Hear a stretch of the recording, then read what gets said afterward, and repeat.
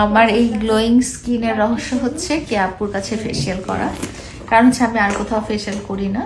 And অনেকে জানতে চান যে আপনি কি স্কিন কেয়ার করেন, আজকে আপু দেখিয়ে দিবে আমি কি স্কিন কেয়ার করি।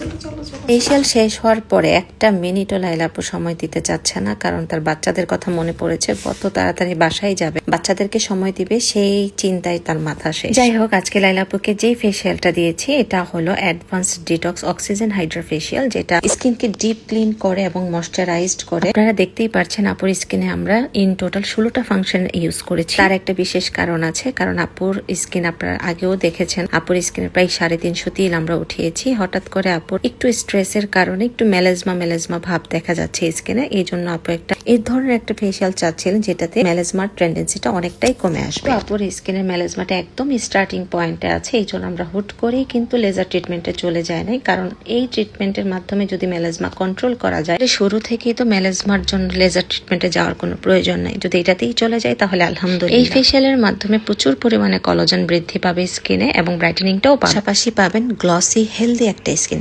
Thanks for watching.